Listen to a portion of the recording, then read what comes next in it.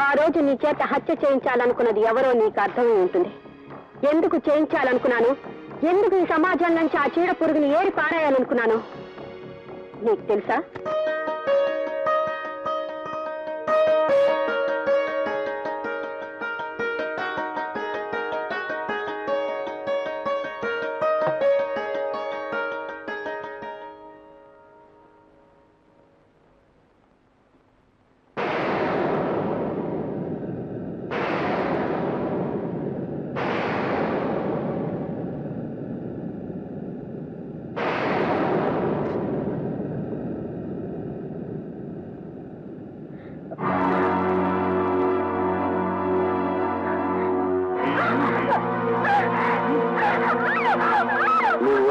ఆ అరుపు నిన్ను కట్టుకున్న వాడికి తప్ప ఇంట్లో ఇంకెవ్వరికీ వినిపించదు. నేనెవరో గుర్తొచ్చానా? ఒకే ఒకసారి నిన్ను చూశాను, మోసపడ్డాను. ఆ మోసతోనే అడిగాను, చీకొట్టావు. ఆ తరువాత చేయి పట్టుకున్నాను, చెంప చిన్నుమనిపించావు. ఆ తరువాత కౌగిలించుకున్నాను, కొరికి పడిపోయావు. పరుగెత్తి చీర పట్టుకున్నాను, చీర ఊర తీసుకుని పోలీస్ స్టేషన్ పరిగెత్తావు. నిన్ను రేప్ చేయబోయానన్నావు, పోలీసుల చేత కొట్టించావు. 7 ఏడాది పాటు జైల్లో పెట్టించావు. నిన్ను రేప్ చేయకుండానే అంత శిక్షను భవించాను. మరి అంత శిక్షను భవించిన తరువాత నేను దాని ఫలితాన్ని కూడా అనుభవించాలి కదా? ఏమంటావు?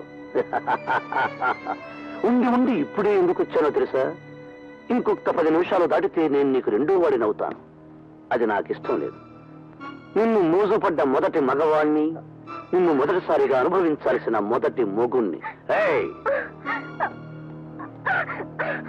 అగా మొండికేస్తే ఏమవుతుందో తెలుసా?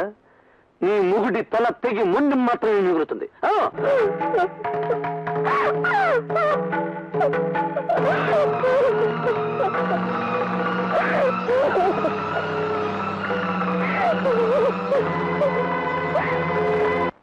ఆ రోజు నీ సొంత అక్క జీవితం నాశనం అయినందుకు నువ్వు కక్షతో జైలు నుంచి తప్పించుకుని వచ్చి అతన్ని నరికి చంపావు.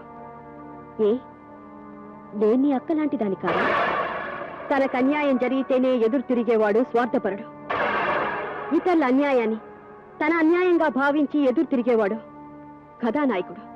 ఇంకా కాళ్ళు ముడుచుకుని చేతులు కట్టుకుని కూర్చుంటావో లేక కథానాయకుడిగా విజృంభిస్తావో ఆలోచించు. ఇంకా ఎందుకంటే ఆలోచిస్తారు? మొన్న ఆమె, నిన్న వీళ్ళు, రేపు నేను, ఎల్లుండ మరెవరో. ఇన్ని దుర్మార్గాలు చేసిన చట్టానికి న్యాయానికి దొరకకుండా తప్పించుకునేవాడిని ఎందుకు క్షమించాలి? ఎవరి కోసం విడిచిపెట్టాలి? ఎదురు తిరగనంత కాలం ఎదుటివాడు బలవంతుడే.